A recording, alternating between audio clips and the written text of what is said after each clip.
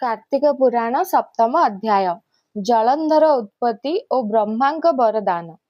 पृथु उवाच त्वया जत कथितं ब्रह्मन् व्रतमूलस्य विस्तरात् जदत्र तुलसी मुने पूजादिष्टत्रयोदिता तेनाहं ज्ञातुमिच्छामि महात्म तुलसी भवम् तथा सातु प्रिया विष्णुदेवस्य सांगेनः।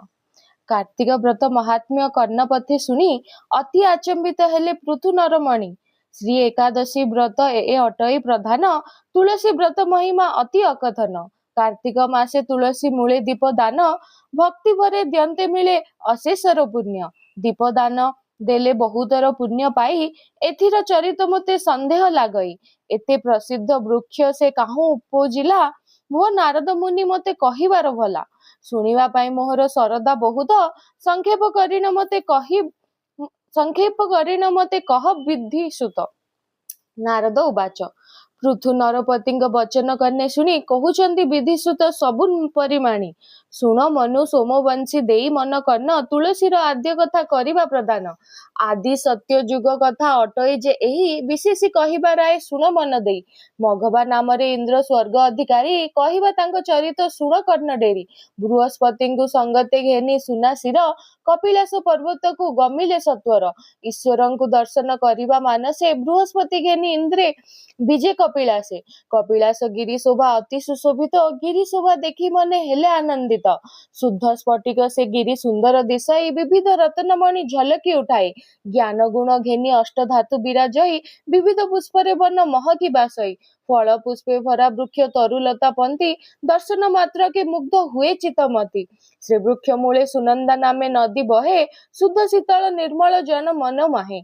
से नदी गर्भे कनक कुमुद कुसुम नयन पथे दिशाई अति मनोरम। सारस गण तहिरे जुथ जुथ होई स्वर्ग पथे जैसे विबुधि थांती रही। नदी तीरे बसी सिद्ध साधक महर्षि नारायण नाम मुखे जप करुथांती। केउ जोगी शिव पादे चित्तमित देई मन निवेशी निश्चले छंती मौन होई। असंख्य असंख्य जोगी एही परकारे सेमानंकु देखी इंद्र आनंद मनरे। पशु जीव माने तही अति अगणन सदाशिवंक भୟରେ सबुंकिर मन। ऐरावत पंथी मत गज जुथ जुथ कामधेनुଙ୍କ संख्या अति अगणित। मृग बराह हरिण पुणी सिंह शशा केही काहाकु मनरे न करंती हिंसा। फल पत्र माने सर्वे भक्षण करंती नर्मदा नदीर जल पी मन शांति। शिवंक आश्रय सुरपति महातेजा देखी मने विस्मित होइले इंद्र राजा। ईश्वरंकु देखी बहु प्रशंसा करंती यांक सम आउ के नथिबे नवकीर्ति। वन गिरी शोभा दिसे केड़े मनोहर पुर मानंकर शोभा अति शोभागार। एही परी मघवा जे विचारंती मने बुझिबा ना केउ परी शंकर बचने। सुना शिरंकर मनोभाव हृदय जानी द्वार देशरे बसिले प्रभु शूलपाणी। केउ परी बासवर गर्भचूर्ण हेब एमंत मने विचार कले महादेव। निज रूप गोप्य करी मनुष्य रूपरे बसिले सदाशिव जर अवस्थरे। मलिन वस्त्र अंगरे करी परिधान मनुष्य शरीर दिसे अति अप्रच्छन्न। अधोबदन रे बसिले द्वार देशे जाई ए समय सुनासीर प्रवेशिले तही।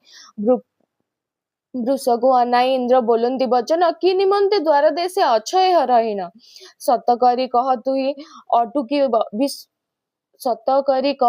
अटुकी विश्वासी किय बा जाचक वृत्ते एथे अछु आसी। जदि शिवपुरवासी देव थोई होइथिब ईश्वर काहिरे छंती मु आगे कहिब। आंबे अटु बारस्वती पुर अधीश्वर शिवा गौरी देखिबाकु सरधा आमर। ईश्वरंक पूरा शोभा केमंत दिशई संपद विभव तार केतेक अछई। देखिबा पाई सरधा अटई आंभर जानिथिले सतकरी कह आंबठारे। बासवंकर वचन हसंती सदाशिव उत्तर न दे मने होइले नीरव। पुनरपि सुनासीर बोलंती वचन उत्तर न देउ किबा बधिर तो कान। विचारे अमरपुर राजा अटे मुही शिवा गौरी देखिबाकू एथे आसीछई।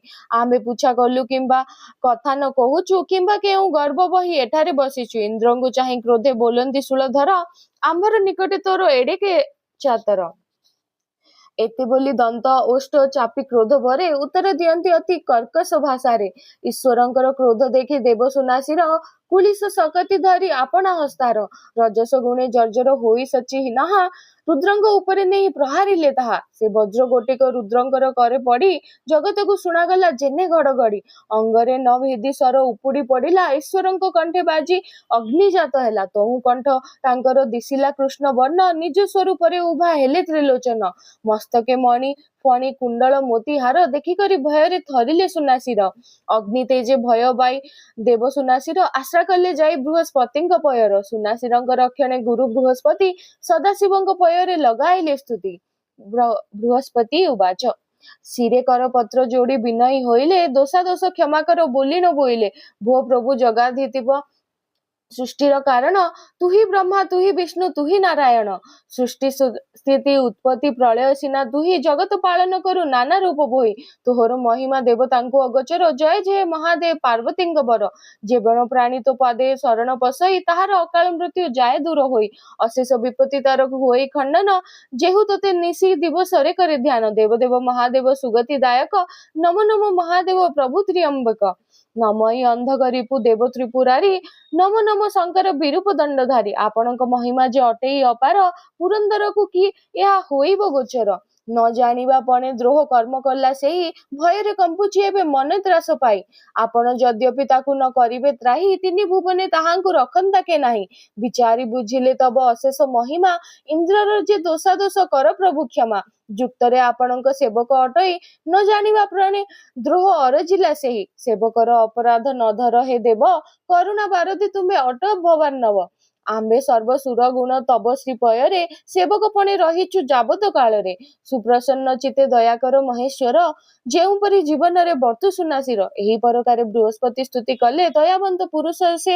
ଦୟା ଆଚରିଲେ ଅଙ୍ଗିରାଙ୍କ ମୁଖ ଚାହିଁ ବୋଇଲେ ଶଙ୍କର ଧନ୍ୟ ଧନ୍ୟ ଅଟଇ ଯେ ଜୀବନ ତୋହର ଯେଣୁକରି ଇନ୍ଦ୍ରଙ୍କୁ ତୁ ଦେଲୁ ଜୀବଦାନ ସେ ଘେନି ଯିବ ବୋଲିନ ହେଲା ତୋର ନାମ ଆଖଣ୍ଡଳକୁ ସଙ୍ଗତେ ଘେନି ଏବେ ଯାଅ ଅମରପୁରକୁ ମଧ୍ୟରେ ଆନନ୍ଦରେ ଥାଅ ରୁଦ୍ର ଆଜ୍ଞା ପାଇ ଇନ୍ଦ୍ର ଜୀବ ସଙ୍ଗତରେ ପ୍ରବେଶ ହୋଇଲେ ଯାଇ ବାରସ୍ୱତୀପୁରେ ତହୁଁ ପରେ ମହାଦେବ ହୋଇଲେ ଅଦୃଶ୍ୟ ଏଥୁ ଅନନ୍ତରେ କଥା ଶୁଣ ଦିବ୍ୟ ରସ ଶିବଙ୍କ କଣ୍ଠରେ ଯେଉଁ ଅଗ୍ନିଜାତ ହେଲା ଧରତୀ ଆକାଶ ଘୋଟି ତେଜ ବିକାଶିଲା ଦେଖିକରି ମହାଦେବ ମନେ ବିଚାରନ୍ତେ ଦେଖିକରି ମହାଦେବ ମନେ ଚିନ୍ତା କଲେ ସେ ଅଗ୍ନିକି ଆପଣାର ହସ୍ତରେ ଧଇଲେ ଗଙ୍ଗାସାଗର ଜୀବନ ଠାରେ ହୁଅନ୍ତି ଭେଟ ସେ ଅଗ୍ନିକି ଫିଙ୍ଗି ଦେଲେ ତହିଁର ନିକଟ ତହିଁ ସେଠାବରୁ ଚଲିଗଲେ କପିଳାସ ଏଥୁ ଅନନ୍ତରେ କଥା ଶୃଣ ନୃପଇସ ସେ ରୁଦ୍ର ଅନଳ ଜଳ ମଧ୍ୟରେ ପଡିଲା ବାଳକର ରୂପ ଗୋଟି ତକ୍ଷଣେ ହୋଇଲା ମହାଗର୍ଜନ ଦେଇନ କାନ୍ଦିନ କୁମର ଧ୍ୱନି ଘାତେ କମ୍ପମାନ ହେଲା ତିନିପୁର ଜୀବଜନ୍ତୁ ମାନେ ଶୁଣ ତରସ୍ତ ହୋଇଲେ କେବଳ ଭବିଷ୍ୟ ବୋଲି କେହି ନ ଜାଣିଲେ ସ୍ତମ୍ଭିତ ହୋଇ କମ୍ପିଲା ବାରା ନିଧି ପାଣି ରରସ୍ତ ହେଲେ ଜଳଧିରାଜ କନ୍ୟା ଶୁଣି ତକ୍ଷଣେ ମିଳିଲେ ଯାଇ ବାଳକର ପାଶ ବାଳକକୁ ଦେଖିନ ବରୁଣ ଅତି ଦୋଷ ଜାଜଲ୍ୟମାନ ମୂରତି ହୋଇ ବାଳ ପୁଅ ଉତ୍ତନାଶୟରେ ପଡି ରାବେ କୁହ କୁହ ଆପଣାର ସୁତ ପ୍ରାୟ ମଣି ଜଳେଶ୍ୱର ଉଠାଇ ଧରିଲେ ଆଣି ଆପଣା କୋଳରେ କ୍ରୋଧ ନିବାରିବା ଅର୍ଥେ ସେ ବାଳକୁମାର ଘୋର ଅର୍ଜନ ଦେଇନ କାନ୍ଦଇ ଅପାର ବେଳୁ ବେଳ ଦୀର୍ଘ ରଡି ଦେଇ ସେ କାନ୍ଦଇ ପ୍ରଳୟ ଘଡଘଡି ପ୍ରାୟ ଶବଦ ଶୁଭଇ କ୍ରନ୍ଦନ ଧ୍ୱନିରେ 10 ଦିଗ ପୁରୀ ଗଲା ଚତୁର୍ଦଶ ଜନଙ୍କର ହୃଦୟ କମ୍ପିଲା ଜଗତ ଜନ ସମସ୍ତେ ତରସ୍ତ ହୋଇଲେ ମରାଳ ଆରୋହୀ ଦାତା ତହୁଁ ବିଜେ କଲେ ସ୍ତୁତି କଲେ ଜଳେଶ୍ୱର ବ୍ରହ୍ମାଙ୍କୁ ଦେଖିନ ବ୍ରହ୍ମା କୋଳେ ସେ ପୁତ୍ରକୁ କଲେ ସମର୍ପଣ ବିନୟ ହୋଇନ ଧୀରେ ବୋଲନ୍ତି ବଚନ ଏଥର ପୁତ୍ର ପ୍ରଭୁ କରଇ ରୋଦନ ବିଚାରି ବୁଝିଲେ ମୁଇଁ ଆପଣଙ୍କ ଦାସ ଦିଅ ଆଶୀର୍ବାଦ ଶାନ୍ତ ହେଉ ବାଳ ଶିଷ ଏହା ଶୁଣି ବେଦବର ଆଶୀର୍ବାଦ କଲେ ଶାନ୍ତ ହେଉ ବୋଲି ମୁଖେ ବାକ୍ୟ ଉଚ୍ଚାରିଲେ ପୁଣି ସେ ବୋଇଲା ଯୁବା ହେଉ ତ ଶରୀରେ ଅବନୀରେ ରାଜ ହୋଇ ସୁଖ ଭୋଗ କର ଜଳର ମଧ୍ୟରୁ ଯେଣୁ ହେଲୁ ଅବତାର ତେଣୁକରି ନାମ ତୋର ହେଉ ଜଳନ୍ଧର ଧାତା ଆଜ୍ଞାରେ କୁମର ଶାନ୍ତକୁ ଲଭିଲା ବାଳକ ଅବସ୍ଥା ଯାଇ ଯୁବ ପାଲଟିଲା ଯୁବକ ଶରୀର ଘେନି ସେ ବାଳ କୁମର ଧାତାଙ୍କ ଚରଣ ତଳେ କଲା ନମସ୍କାର ଶିରେ କର ପତ୍ର ଯୋଡି ବିନୟ କହଇ ଆପଣଙ୍କର ଆଦେଶରେ ରାଜା ମୁଁ ଅଟଏ କିନ୍ତୁ ଆପଣଙ୍କର ସମ ମନ୍ତ୍ରୀ ଏକ ଜଣ ମୋହର ନିକଟେ ଆଣି କର ସମର୍ପଣ ସେହି ମତେ ଶିକ୍ଷା ଦେବ ରାଜନୀତି ମାନେ ଶୁଣିକରି ବେଦପତି ହେଲେ ସୁପ୍ରସନ୍ନ ଶୁକ୍ରମୁନିଙ୍କି ସ୍ମରଣ କଲେ ମନେ ମନେ ଜାଣି ଶୁକ୍ରମୁନି ପ୍ରବେଶିଲେ ତତ୍କ୍ଷଣେ ସେ ଭୁଗ୍ର ସୁତ ଧାତାଙ୍କୁ କଲେ ନମସ୍କାର ତାଙ୍କୁ କଲ୍ୟାଣ କରି ବୋଲନ୍ତି ବେଦବର ସକଳ ଗୁଣେ ଭୂଷିତ ଅଟ ଭୃଗ ସୁତ ତୁମ୍ଭଠାରେ କାର୍ଯ୍ୟ ଜାଣ ଅଛଇ ବହୁତ ସିନ୍ଧୁ ସୁତ ଜଳନ୍ଧର ଆମ୍ଭର ଆଜ୍ଞାରେ ରାଜା ହୋଇ ରହିଲା ସେ ମର୍ତ୍ତ୍ୟ ମଣ୍ଡଳରେ ସେ ହୋଇଲେ ରାଜା ତୁମେ ହେବ ତାର ମନ୍ତ୍ରୀ ଏଣୁକରି ତୁମ୍ଭକୁ ସେ ଆଣିଲୁ ନିମନ୍ତ୍ରୀ ଏତେକ କହିଣ ବେଦବର ଚାଲିଗଲେ ବ୍ରହ୍ମଲୋକର ଯାଇଣ ପ୍ରବେଶ ହୋଇଲେ ସେ ବ୍ରହ୍ମାଙ୍କ ଶ୍ରୀଚରଣ ତଳେ ନମସ୍କାର, ଭଣେ ଦିନ ହୀନ ନାକ ପାଳ ଦୁରାଚାର। ଇତି ଶ୍ରୀ ପଦ୍ମପୁରାଣ ଉତ୍ତରଖଣ୍ଡେ କାର୍ତ୍ତିକ ପୁରାଣେ ଜଳନ୍ଧର ଉତ୍ପତ୍ତି ବ୍ରହ୍ମାଙ୍କର ବରଦାନ କଥନେ ଭକ୍ତ ନାକପାଳ କୃତେ ନାମ ସପ୍ତମ ଅଧ୍ୟାୟ।